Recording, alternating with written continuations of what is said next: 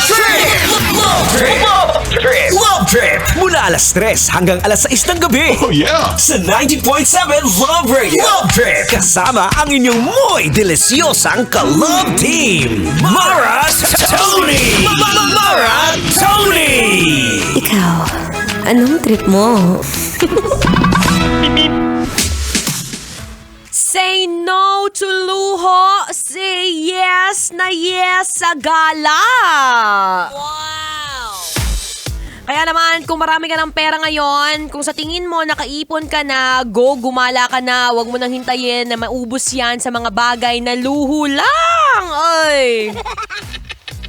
Alam mo, masusaya ngayon, tipo na bagong sweldo ka, masusaya kapag gagamitin mo yan sa mga bagay na feeling mo pa after 5 years, after 10 years, magkakaroon ka ng magandang memories with that.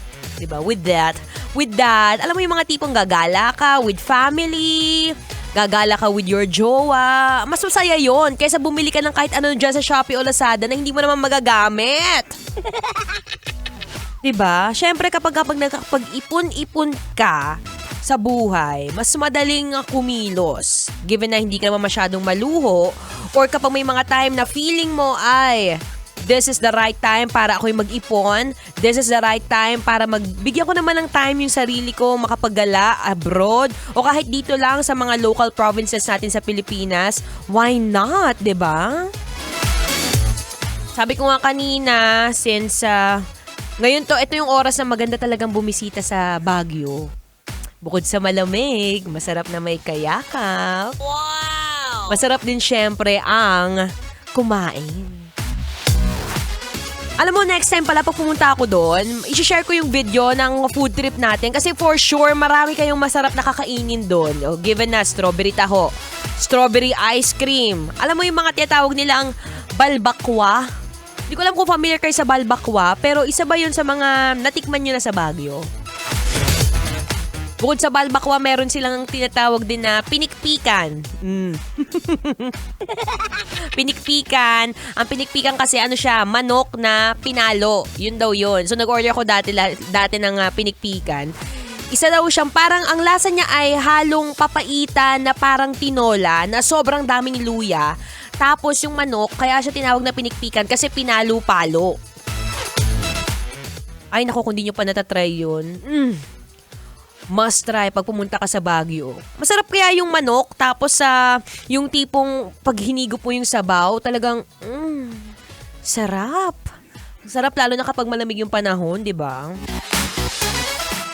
Kaya naman, kung may chance ka makapag-ipon-ipon, may chance ka makapag-gala-gala, go ahead. This is the right time, this is the right place, and this is the right voice na maririnig mo ngayon sa radyo. Yes, this is DJ Maratoni na nagsasabi sa'yo na say no to luho, say yes na yes sa gala.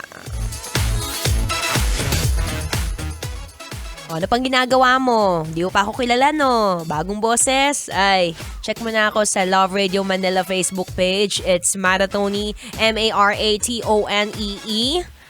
For sure. May panibago kong gusto isama sa Baguio. And syempre, kung isa ka sa mga taong feeling na hindi naman sapat ang sahod ngayon, hindi sapat ang sweldo, given na it's August 15, well, meron kaming surpresa sa'yo. Hatid sa'yo ng 90.7 Love Radio. Kung isa kang chuper, isa kang driver ng bus, taxi, train, kung ano man yung drive mo, motor, angkas, grab, anything, anywhere, anyone. If you are a driver, tamang-tama ka at this is your chance para manalo ng 1,500 pesos.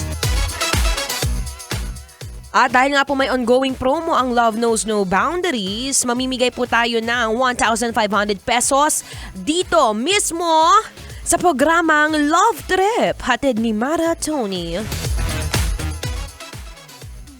At ito na nga po, babanggitin ko na ang winner para naman may pangdagdag ka dyan sa sahod mo, may pangdagdag ka sa panggala nyo. Kaya ito yung bibigay ko, itabi mo na.